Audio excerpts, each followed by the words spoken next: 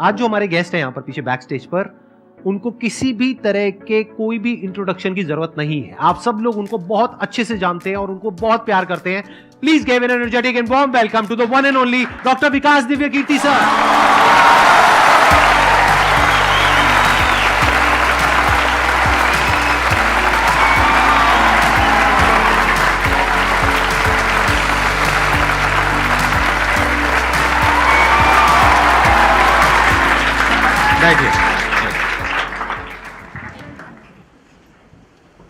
मैं सबसे पहले आपको धन्यवाद देना चाहता हूँ धन्यवाद आपका आने के लिए। Thank you so much. क्योंकि जब से मैंने सीरीज शुरू करी है तब से हमारे कमेंट सेक्शन में कोई भी एक भी ऐसा वीडियो नहीं है जहां पर आपका नाम ना लिखा हो।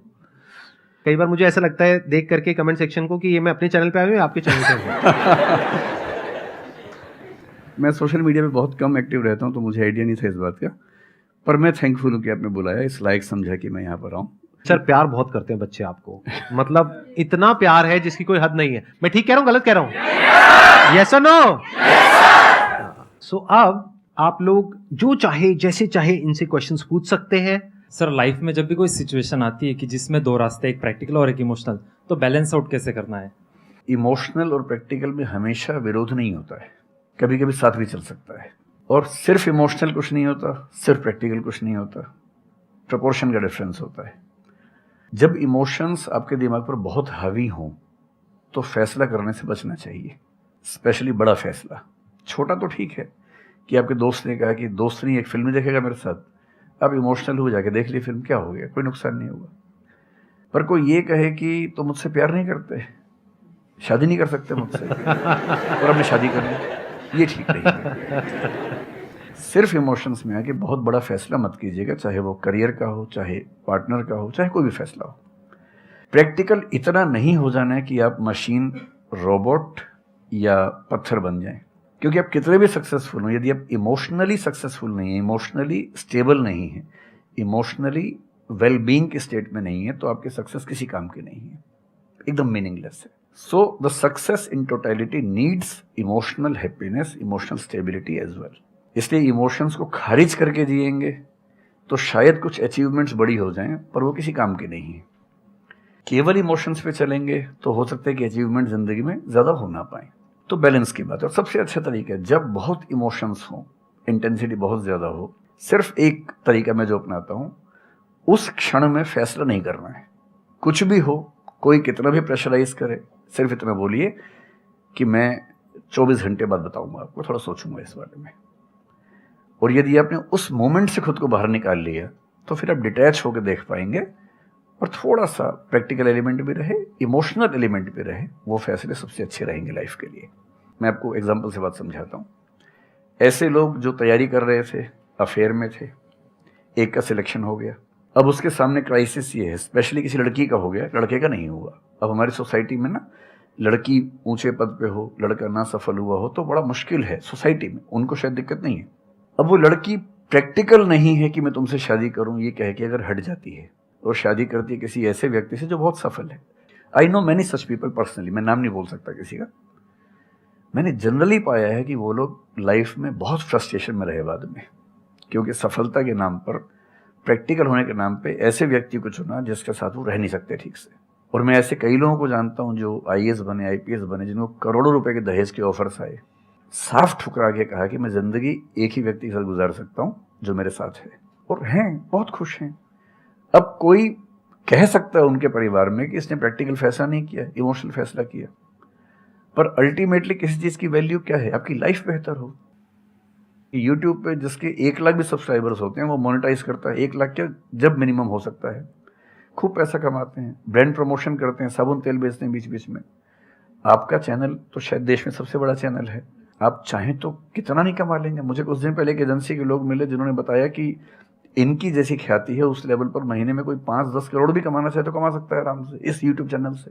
तो मैंने पूछा कि वो कौन सी चीज़ है जो आपको इतना मजबूत बनाती है कि आप नहीं इस रास्ते पर जाते। मैं वो जानने में इंटरेस्टेड हूँ। तो 10 मिनट की बात के बाद मैं समझ में आ गया, क्योंकि अल्टीमेटली अगर मैं अपनी वैल्यू के खिलाफ चला गया तो खुश कैसे हो जाऊंगा? पैसा मुझे कैसे खुशी देगा जब मैं ही नहीं रहा, तो खुशी किस बात की? इसलिए इतना प्रैक्टिकल मत होना कि अपनी माँ के, पिता के, भाई बहन, दोस्त, जो प्रेमी प्रेमिका है, उनके इमोशंस के साथ खेलने लगो। इतना प्रैक्टिकल कभी मत होना, इतना इमोशनल मत होना कोई आपको बेवकूफ़ बना सके, बात बात पर बेवकूफ़ बनाता रहे। और बैलेंस जिंदगी जो है ना, वो मध्य मार्ग में है, जिंदगी एक्सट्रीम पे नहीं है, मध्य में है। तो प्रैक्टिकल और इमोशन का बैलेंस रखिए, लाइफ बढ़िया होगी।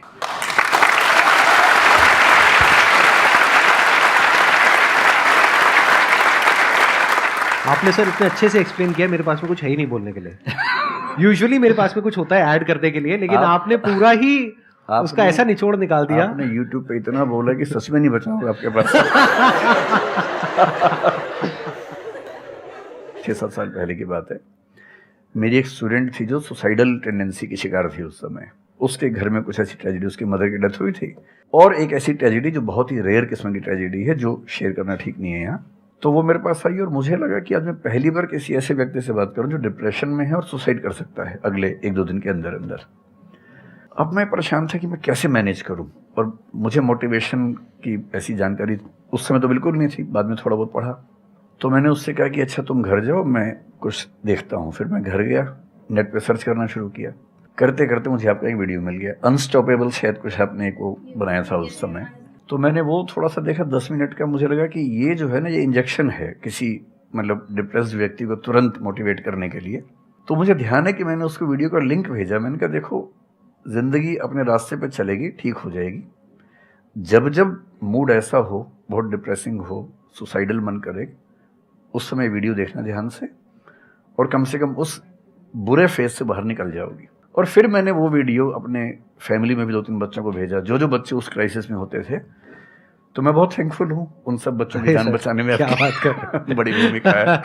Thank you so much sir, it means a lot to me. ये तो आपने बहुत बड़ी बात कह दी सर, मेरे लिए बहुत बड़ी बात है ये। नहीं, कई बच्चों की जान बचाई होगी आपने ज़रूर। जो वो एक मोमेंट होता है, उस मोमेंट में कोई बचा ले तो लोग बच जाते हैं, वो मोमेंट क्रॉस हो जाए तो फिर चीज़ें बिगड़ जाती हैं। हेलो सर, नमस्ते। नमस्ते सर, बोथ ऑफ यू, मैं हमेशा से आप दोनों की बहुत फ़ैन रही हूँ। मुझे बस ऐसा लग रहा है कि मैं सपना देख रही हूँ, मेरे लिए रियलिटी नहीं है। मुझे बस आपसे ये जानना, मैं हर मतलब एवरी डे 8 से 10 आवर में पढ़ाई करती हूँ, बट मुझे कभी कभी बहुत डीमोटिवेशन आ जाता है कि होगा नहीं होगा, क्या होगा पता नहीं। देखिए, डीमोटिवेशन अगर आपको दिन भर में 1 घंटे आता है। नहीं सर, ऑलमोस्ट टाइम पढ़ाई करने के बाद 2-3-4 दिन के बाद ही होता है, कंटिन्यूअसली नहीं होता। अगर महीने में 4-5 बार आता है और एक दिन के लिए आता है, तो इसका मतलब आप एकदम ठीक हैं। अगर कोई व्यक्ति आपको ये कहे कि मुझे डीमोटिवेशन कभी नहीं होता, तो उसको इलाज की ज़रूरत है। आपको ज़रूरत नहीं है, क्योंकि जब आप अपने से बेहतर व्यक्ति को देखेंगे, आपको थोड़ा सा इन्फीरियरिटी कॉम्प्लेक्स आएगा, डीमोटिवेशन आएगा। जब आप अपने से कमज़ोर को देखेंगे, आपको सुपीरियरिटी कॉम्प्लेक्स आएगा, थोड़ा सा मोटिवेशन ज़्यादा हो जाएगा। जिस दिन टारगेट पूरा हो जाएगा, मोटिवेशन आ जाएगा। जिस दिन टारगेट पूरा नहीं होगा, डीमोटिवेशन आएगा। जिस दिन टेस्ट में आपके मार्क्स अच्छे आएंगे, आप मोटिवेशन के साथ लौटेंगे। जिस दिन खराब आएंगे, डीमोटिवेशन होगा। लेकिन ध्यान रखिए, जिस दिन आप मोटिवेटेड हैं, उस दिन आप वजह बन गए कईयों के डीमोटिवेशन की। लगातार मोटिवेटेड होना एक मेंटल इलनेस की निशानी है, और लगातार डीमोटिवेटेड होना डिप्रेशन की निशानी है। इन दोनों से बचना है। तो डीमोटिवेशन की बहुत हाइप है, इतनी हाइप की ज़रूरत नहीं है। थोड़ा बहुत हो, एंजॉय कीजिए उसको। और जब जब लगे कि ज़िंदगी बहुत ख़राब चल रही है, तो मैं जो करता हूँ, अजीब सा लगेगा आपको, मैं कभी कभी शमशान घाट चला जाता हूँ। सच कह रहा हूँ, ये सुनी है आपने वीडियोस में भी कहा है। सच में चला जाता हूँ, या ट्रॉमा सेंटर चला जाता हूँ देखने के लिए। ट्रॉमा सेंटर में जाके 1 घंटा बैठ के आ जाइए, मोटिवेशन आ जाएगा। और शमशान घाट में जाके देख लीजिए कि हम जैसे हमसे कम उम्र के लोग वहाँ जल रहे होते हैं, तो लगता है हम जिंदा तो हैं। अगर मैं थोड़ा सा कॉग्निटिव लेवल पर बात करूँ, एक बहुत बड़ा साइकोलॉजिस्ट हुआ, उसका नाम है ब्रेंटानो, कभी सर्च कीजिएगा उसको। ब्रेंटानो ने ह्यूमन कॉन्शियसनेस को स्टडी किया, और उसने ये बताया कि ह्यूमन कॉन्शियसनेस की बेसिक नेचर है कि जो हमारे पास है वो हमें नज़र नहीं आता, जो नहीं है वो नज़र आता है। तो the consciousness of lacking something is the nature of human consciousness. इसलिए इसी बात को एक शेर में, बहुत प्रसिद्ध शेर में कहा गया है, दुनिया जिसे कहते हैं जादू का खिलौना है, मिल गया सो मिट्टी है, नहीं मिला वो सोना है।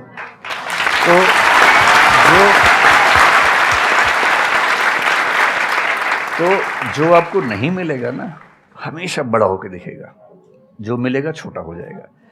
तो ईमानदारी इसमें है कि जब जब डिमोटिवेशन और डिप्रेशन हो, एक कागज़ लेके बैठ जाइए और एक तरफ लिखिए मेरी ज़िंदगी में ऐसा क्या क्या है जो दूसरों के पास नहीं है। पेज भर जाएगा पूरा। तो जो है उस पर ध्यान दीजिए और एंजॉय कीजिए। मेरा क्वेश्चन है कि आजकल बहुत लोग बोलते हैं कि एजुकेशन सिस्टम हमारा पुराना हो गया है और बहुत लोग बोलते हैं कि इसे चेंज करना चाहिए और ये सारी चीज़ें बहुत पुरानी हो रही है जो हम अभी करंटली पढ़ रहे हैं। तो इस पे आपका ओपिनियन क्या है? एजुकेशन सिस्टम में तो बहुत मेजर चेंजेस की ज़रूरत है और ये बात भारत सरकार ने एक्सेप्ट भी की है, नई पॉलिसी भी लेके आए हैं। मतलब मुझे लगता है कि कई लेवल्स पे देखना है। सबसे पहले तो ये डिफाइन करना ज़रूरी है कि एजुकेशन का पर्पज़ है क्या। क्या पर्पज़ केवल नौकरी लेना है, एक जॉब मिल जाए, वही पर्पज़ है? मैं उससे एग्री नहीं करता हूँ। मेरी राय में एजुकेशन का बेसिक पर्पज़ है कि एक होमो सेपियंस एक इंसान बन जाए, सोचना आ जाए, उसको समझना आ जाए। कोई राजनेता या धर्मगुरु उसको गधा ना बना सके, बेवकूफ़ ना बना सके। उसे इतनी समझ हो कि वो चीज़ों को फैक्चुअली, ऑब्जेक्टिवली समझ सके, तर्क कर सके, बहस कर सके और अगर तर्क और बहस में सामने के तर्क ठीक हैं तो उनको एक्सेप्ट भी कर सके, इतना विनम्र भी रहे। बेसिकली पर्सनैलिटी ग्रूमिंग का प्रोसेस एजुकेशन है, वो केवल नौकरी का मामला नहीं है। पहली गलती तब होती है जब हम उसको केवल नौकरी का मामला मान लेते हैं। मतलब नौकरी ज़रूरी है, ऐसा नहीं कि ज़रूरी नहीं है, लेकिन वो सिर्फ वो उसका पर्पज़ नहीं होना चाहिए। सेकेंडली, कई ऐसी चीज़ें जैसे अगर बहुत विस्तार में तो मेरी जा सकते हैं, जैसे एक बहुत छोटी बात है सेक्स एजुकेशन हमारी सोसाइटी में। ये इतनी ज़रूरी चीज़ है। स्कूल में जो एडोलेसेंस की एज के लोग हैं, 12, 13, 14 की एज के लोग हैं, उनको वो सब चीज़ें बताएं ताकि गलत सोर्सेज से इन्फॉर्मेशन ना मिले, कोई गलती ना कर बैठें। हेल्थ एजुकेशन के रूप में हो, उनको सारी चीज़ें पता हों, ठीक हाथों से पता हो, ठीक तरीके से पता हो। फिर मेरा ख्याल है कि जैसे IITs में अब तो होने लगा है, पहले क्या था कि हम टेक्नोलॉजी सेंट्रिक एजुकेशन पर ज़्यादा फोकस करते थे कि आपने मशीन को समझ लिया, तकनीक को समझ लिया, हो गया, इंसान को नहीं समझा। टेक्नोलॉजी पढ़ने वाले लोग समाज और इंसान से एकदम कटे हुए थे। अब तो ह्यूमैनिटीज़ के कुछ सब्जेक्ट्स पढ़ाने की परंपरा शुरू हो गई है। एक होलिस्टिक एजुकेशन हो। ह्यूमैनिटीज़ वाला बच्चा केवल हिस्ट्री, पॉलिटिकल साइंस, सोशियोलॉजी पढ़ता है, उसको कोडिंग का सी भी नहीं आता, टेक्नोलॉजी बिल्कुल नहीं आती उसको MS एक्सेल भी नहीं पता क्या होता है। टेक्नोलॉजी वाला सिर्फ टेक्नोलॉजी पढ़ता है, वो ह्यूमन ब्रेन को नहीं पढ़ना चाह रहा, सोसाइटी को नहीं पढ़ना चाह रहा। क्यों नहीं एक ऐसी शिक्षा हो जिसमें एक इंटीग्रेटेड अप्रोच हो, होलिस्टिक अप्रोच हो कि हम खुद तय कर सके कि किस किस एरिया में हमें ज़्यादा जाना है और एक बेसिक अंडरस्टैंडिंग हर चीज़ की हो। तो बेसिक 3 फार्मूले माने जाते हैं। एक यूनिवर्सलाइजेशन ऑफ प्राइमरी एजुकेशन है कि 10वीं क्लास तक की शिक्षा हर बच्चे को मिले, ठीक से मिले।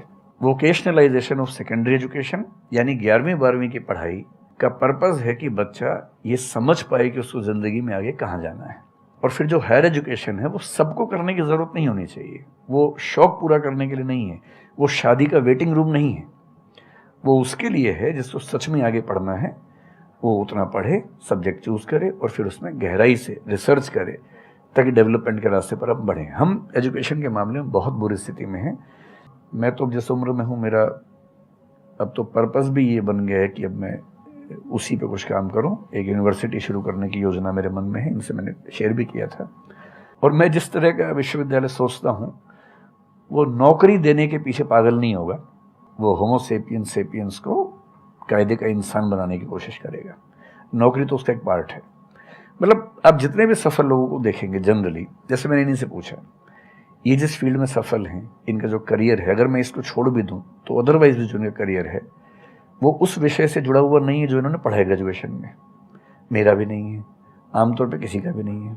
90% लोगों को मैं देखता हूँ जो सक्सेसफुल हैं, उनके ग्रेजुएशन के सब्जेक्ट में और लाइफ की फील्ड में कोई लिंक नहीं है। तो बेसिक पर्पस क्या है? वो स्मार्टनेस बाहर आ जाए, ग्रूमिंग हो जाए, इंटेलिजेंस है, इमोशनल इंटेलिजेंस है, वो सब जो टूल्स हैं वो उस बच्चे को सीखने को मिल जाए ताकि फिर वो ज़िंदगी को फेस कर सके, इनोवेट कर सके, नए रास्ते निकाल सके। 1000 रास्ते दुनिया में होते हैं। तो सच बात है कि काफ़ी चेंजेस की ज़रूरत है और आप और हम मिलकर करेंगे चेंजेस। एजुकेशन वाइज अगर देखा जाए तो मैंने बहुत ज़्यादा कुछ नहीं किया है अपनी लाइफ में, बट मेरे स्टैंड पॉइंट से अगर आप देखोगे कि एजुकेशन क्या है, तो एजुकेशन का सबसे बड़ा गोल ये है कि एक इंसान का दिमाग खुले, बजाय कि उसका दिमाग इतना नैरो डाउन हो जाए कि उसको लगे कि बस यही अगर हो गया तो सक्सेस है, ये नहीं हुआ तो फेलियर है। आप अनगिनत तरीकों से अपने गोल को, अपने पर्पस को, या जो भी आप करना चाहते हो उसको अचीव कर सकते हो। एजुकेशन का सबसे बड़ा गोल ये होना चाहिए, और वही मेरी कोशिश है अपने इन सेशंस के थ्रू करने की, कि एक इंसान का दिमाग खुल जाए, उसके दिमाग में एक पॉसिबिलिटी माइंडसेट आ जाए, ना कि एक लिमिटेड माइंडसेट हो कि बस ये हो गया तो बहुत है। अब प्रॉब्लम क्या है, ये जो लिमिटेड माइंडसेट है ये बहुत लोगों का है, करोड़ों लोगों का है, तो वहां पे कंपटीशन भी बहुत है। पॉसिबिलिटी माइंडसेट जबकि देखा जाए तो ज्यादा इंटरेस्टिंग है, लेकिन बहुत कम लोगों का है और वहां पे कंपटीशन कम है। और पॉसिबिलिटी माइंडसेट क्या होता है कि कोई भी काम अगर मैं कर रहा हूं, अगर वो नहीं हुआ तो इसका मतलब ये नहीं है कि मैं फेल हो गया, इसका मतलब ये है कि मैं क्रैक नहीं कर पाया। There has to be a way. ये एजुकेशन काम अगर कर दे तो रियल एजुकेशन हो गई हमारी। मतलब एक इंसान को, हाँ सॉरी, थॉमस एडिसन बल्ब के आविष्कार में लगा हुआ था, हाँ जी, 1000 बार फेल हुआ। तो किसी ने उससे पूछा कि यार तुम बार बार करते होता तो है नहीं तुमसे, क्यों कर रहे हो? तो उसने पता है क्या कहा, हर फेलियर के बाद मैं ये जानता हूं कि बल्ब इस तरीके से भी नहीं बन सकता, और अब मैं 1000 तरीके जानता हूं कि इन तरीकों से नहीं बनेगा, और उसके बाद वो तरीका ईजाद हुआ जिससे बना। एजुकेशन से एक इंसान का दिमाग इतना खुल जाए कि सबसे पहली चीज तो उसको ये समझ आए कि मैं कुछ भी नहीं जानता हूं। हाँ, एकदम ठीक बात है। एजुकेशन मस्ट बी सच कि वो लाइफ लॉन्ग आपका एक क्वेश्चनिंग माइंड बना ही रहे, कि आप कहीं भी हो, कुछ भी कर रहे हो, आपके दिमाग में क्वेश्चंस चले, questions related to the problems. जो भी आप काम कर रहे हो वो क्या है, अल्टीमेटली प्रॉब्लम सॉल्विंग है, तभी उस काम में वैल्यू है। अगर किसी की कोई प्रॉब्लम ही नहीं सॉल्व कर रहे हो तो उसमें वैल्यू कहां ऐड हो रही है, और वैल्यू नहीं ऐड होगी तो आपको पैसा कैसे मिलेगा, फिर चाहे जॉब हो चाहे बिजनेस हो। सो द आइडिया इज कि आपका दिमाग ये चलना चाहिए, अच्छा ये प्रॉब्लम है ना, पहले तो मुझे नहीं पता है कि इसको सॉल्व कैसे करना है, क्योंकि अगर आपको पहले से ही पता है तो आपको वही पता है जिस तरह से वो प्रॉब्लम सॉल्व होती आई है। That may not be relevant in today's context, but still आप उसको उसी तरह से सॉल्व करोगे जिस तरह से सब कर रहे हैं। वहां पर कंपटीशन है, फिर आप कहोगे कि कुछ हो नहीं रहा है। सो द आइडिया इज कि पहले तो ये प्रॉब्लम है जो मुझे अच्छे से समझ आई, मैंने इस पे फोकस किया, अब इसको सॉल्व करने के इन्फिनिट तरीके हैं, एक रास्ता नहीं है, बहुत सारे रास्ते हैं, मुझे पता नहीं है। This is the goal of education, कि मुझे नहीं पता है लेकिन पता किया जा सकता है। This is another goal of education. उसमें से कुछ तरीके काम करते हैं, कुछ नहीं करते हैं, यह भी हमको क्लियरली पता होना चाहिए। मतलब your personality must be dynamic, it must not be static. जैसे मैंने देखा है बहुत लोगों को जो मुझे मिलते हैं, कुछ लोग हैं उसमें से जो, जैसे मैं सर से मिला अभी ऑफ कैमरा, हम लोग बैठे हुए थे, डिस्कशन कर रहे थे, तो it was a great experience sir, आपके साथ में बैठ करके जिस तरह से, जिस ठहराव से सर बात कर रहे थे, जिस तरह से चीजों को सुन रहे थे, समझ रहे थे, और मैं क्वेश्चंस पूछ रहा था, ये मेरे से क्वेश्चंस पूछ रहे थे, तो there was a conversation which was going on. On the other hand there are some people जिनसे मैं कभी कहीं मिला तो उनकी अप्रोच क्या है कि मुझे सब पता है, वो गड़बड़ हो जाती है। शिक्षा की दुनिया में बहुत प्रसिद्ध कहावत है, भारतीय अगर परंपरा में देखें तो विद्या ददाति विनयम एक बहुत प्रसिद्ध कथन है। अगर कोई पढ़ा लिखा आदमी अपने ज्ञान की वजह से अहंकार करे तो मान लीजिए कि वो पढ़ा लिखा नहीं है, पढ़ाई उसके दिमाग पर हावी हो गई है, अभी उसको अंदाजा नहीं है कि कुल संसार के ज्ञान में उसकी हिस्सेदारी डेसिमल में भी नहीं है।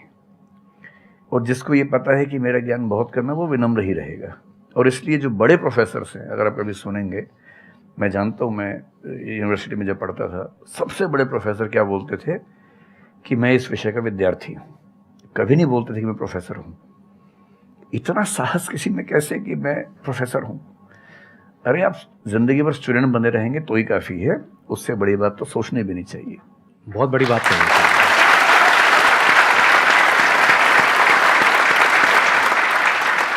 मतलब कि एजुकेशन का गोल आपको प्रोफेसर बनाना नहीं है, आपको स्टूडेंट बनाना है। हाँ। अगर सर की बात को आगे एक्सटेंड किया जाए, एकदम सही बात। एक लाइफ लॉन्ग स्टूडेंट, कि आप सीखते चले जा रहे हो, सबसे जिससे मिल रहे हो, लोगों से सीख रहे हो, सिचुएशन से सीख रहे हो, अपनी लाइफ के अच्छे एक्सपीरियंसेस से सीख रहे हो, बुरे से सीख रहे हो। जैसे मैंने देखा है जब भी यहाँ पे कोई क्वेश्चंस पूछते हैं ना, सबके क्वेश्चंस एक ही होते हैं, सर सक्सेसफुल कैसे हो। कभी मैंने आज तक ये क्वेश्चन नहीं सुना किसी का भी जो इससे बड़ा क्वेश्चन है, जो आप रिलेट कर जाएंगे कि सर सक्सेस हमारा दिमाग खराब किस तरीके से करती है, या सक्सेस का क्या माइनस पॉइंट है। सही बात। सक्सेसफुल होने से बड़ा है मीनिंगफुल होना, सार्थक होना। सफल होना छोटी बात है, सार्थक होना ज्यादा बड़ी बात है। सर मेरा क्वेश्चन ये है कि लाइफ में बहुत सारे सर्कमस्टांसेस आते हैं जहाँ पे मतलब हमें ये लगता है, बहुत सारे निगेटिव थॉट्स आते हैं कि मतलब आगे कैसे बढ़े, how to get rid of fear of failure. Sir कैसे हम इसको हैंडल करें, अगर हम कोई किसी चीज़ को शुरू करना चाहते हैं सर, तो हमारे दिमाग में बहुत सारे निगेटिव थॉट्स चलते रहते हैं, हो पाएगा नहीं हो पाएगा, बहुत तरह के नेगेटिव क्वेश्चंस आते रहते हैं सर, तो इसको कैसे हैंडल करना है सर इस सिचुएशन को? फियर ऑफ फेलियर थोड़ा सा ठीक भी है जी। ये हमें रोकता है उन दिशाओं में जाने से जहाँ हमें जाना भी नहीं चाहिए। जैसे मान लीजिए मैं सोचूं कि मैं फुटबॉल प्लेयर बन जाऊं, मुझे पता है कि नहीं बन पाऊंगा, मेरी फिटनेस वैसी नहीं है, तो मुझे ये फियर रोक लेगा, ठीक बात है ना। ये ज़रूरी नहीं है कि आप दुनिया में हर चीज़ के लिए ठीक हो। हर किसी का एक पैकेज है, हर किसी का जो एट्रीब्यूट्स हैं या वर्च्यूज़ हैं उन सब का एक पैकेज है। We can be good at few things, we can be best at maybe one thing, we can not be best at everything. तो ये बहुत ज़रूरी है कि अपने एप्टीट्यूड को देख के हम सिलेक्शन करें कि हमें कहाँ जाना चाहिए। ठीक है, अगर सिलेक्शन कर लिया है तो फिर फियर ऑफ फेलियर होने की वजह ये है कि या तो आप जो कंपटीशन है उस पर ज़्यादा फोकस कर रहे हैं, अपनी स्ट्रेंथ पे कम फोकस कर रहे हैं। मेरे ख्याल से स्ट्रेंथ पे फोकस करना, कुछ अच्छे लोगों की कंपनी में रहना जो थोड़ा सा मोटिवेट करते हों, अच्छे दोस्त हों, लगातार मनहूस टाइप की बात ना करते हों, ऐसे लोगों के साथ रहना, कुछ रिक्रिएशनल एक्टिविटीज़ उससे बाहर निकल के थोड़ा खेलना कूदना, मतलब फिजिकली फिट रहना, वो सब रहेगा तो हार्मोन्स जो हमारे दिमाग में आते हैं उससे, फिजिकल एक्टिविटी से, जो एंडोर्फिन्स वगैरह हैं, हैप्पी हार्मोन्स है, डोपामाइन वगैरह है, वो रिलीज होते रहें तो हम वैसे भी बहुत फियर से बचे रहते हैं। और अंत में मेरा तरीका ये है कि अगर मैं कुछ नहीं करूँगा तो फेल होना तय है, करूँगा तो चांस है कि फेल होऊंगा या पास हो जाऊँगा, तो नहीं करने में तो तय है कि फेल हो गया, तो क्यों ना एक बार चांस ले लेते हैं। और एक जगह फेल होऊंगा तो तय मान के चलिए कि दूसरी जगह मेरे फेल होने के चांस कम होगा, क्योंकि मुझे एक एक्सपीरियंस है प्रयास करने का और फेल होने का, और वो एक्सपीरियंस किसी ना किसी क्वांटिटी में हर फील्ड में काम आता है, मैच्योरिटी आपके अंदर आती है। और मैं एक शेर अक्सर यूज़ करता हूँ, बहुत बहुत प्रिय शेर मुझे है, और मुझे सच में लगता है कि ज़िंदगी को जीना बहुत आसान काम है, मुश्किल काम नहीं है। असली बात है कि आप प्रयोग करें, कोशिश करें, और हार जाएं तो दूसरी कोशिश करें। और मैं इसीलिए एक लाइन हमेशा बोलता हूँ, क्यों डरे, ज़िंदगी में क्या होगा, कुछ ना होगा तो तजुर्बा होगा।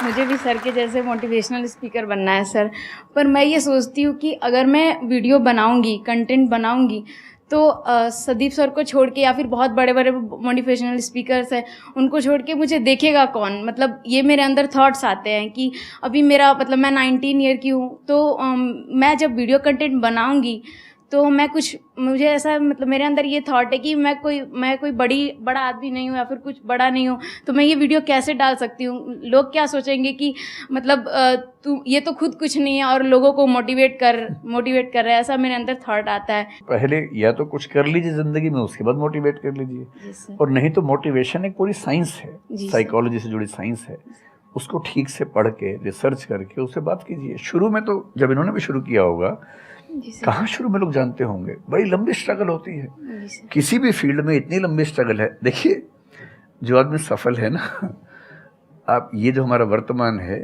ये ऐसे ही नहीं बन गया है। हर सफल आदमी का एक बहुत लंबा अतीत होता है जिस पर नज़र किसी की नहीं होती है। और बशीर बद्र ने एक बड़ी गहरी बात कही थी, ये फूल मुझे कोई विरासत में मिले हैं, तुमने मेरा कांटों भरा बिस्तर नहीं देखा।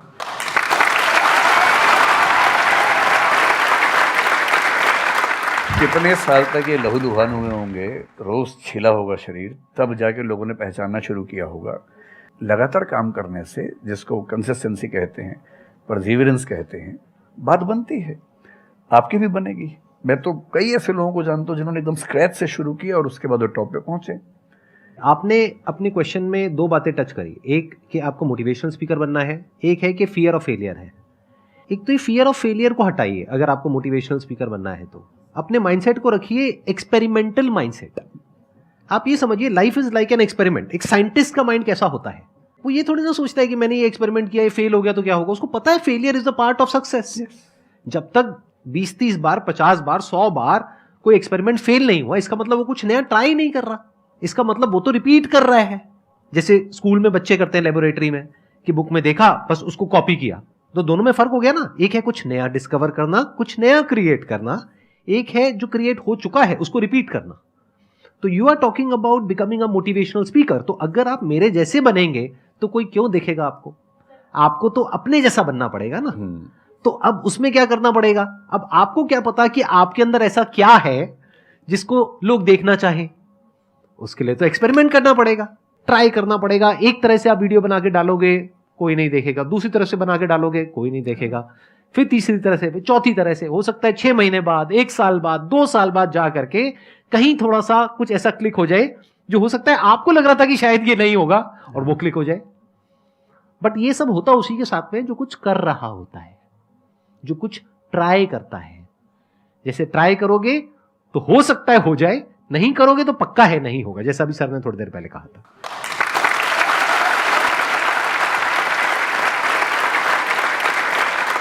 Thank you so much sir, यहां पर आने के लिए।